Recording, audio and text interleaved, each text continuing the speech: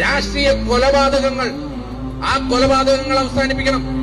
ഇന്നാണ് യൂത്ത് കോൺഗ്രസിന്റെ 2 പ്രവർത്തകരായ കൃപേഷിന്റെയും ശരത് ലാലിന്റെയും കേസിൽ വിധി പ്രസ്താവം ഉണ്ടായത്.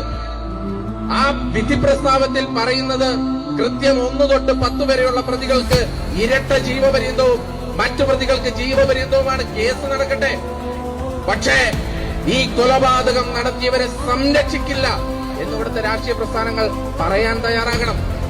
റിട്ടാലിയേഷനെ സംബന്ധിച്ച്, വികാരങ്ങളെ സംബന്ധിച്ച്, ഒരു സംഘർഷ ഭൂമിയിൽ ഉണ്ടാകുന്ന ഒരു മരണത്തെ സംബന്ധിച്ച് അല്ലെങ്കിൽ കൊലപാതകത്തെ സംബന്ധിച്ച് നമുക്ക് പലതും പറയാം. പക്ഷേ പ്ലാൻ ചെയ്ത് പദ്ധതിയിട്ട് കാത്തിരുന്ന് കൊലപ്പെടുത്തുന്ന ഒരു രാഷ്ട്രീയ സംസ്കാരം ഈ രാജ്യത്തിന് ഭൂഷണമാണോ എന്നുള്ളത് നമ്മൾ ചിന്തിക്കണം. നമ്മൾ ഉത്തരേന്ത്യയിൽ പറയുന്നുണ്ട് RSSന്റെ അമിത രാഷ്ട്രീയവൽക്കരണം. നമ്മൾ ഉത്തരേന്ത്യയിൽ പറയുന്നുണ്ട് അവർ നടത്തുന്ന ഫാസിസ്റ്റ് രാഷ്ട്രീയം. ആ രാഷ്ട്രീയം നമ്മുടെ നാട്ടിൽ വേണ്ട എന്ന് പറയുവാനുള്ള ആർജവം ഈ നാട്ടിലെ രാഷ്ട്രീയ പ്രസ്ഥാനങ്ങൾ കാണിക്കണം.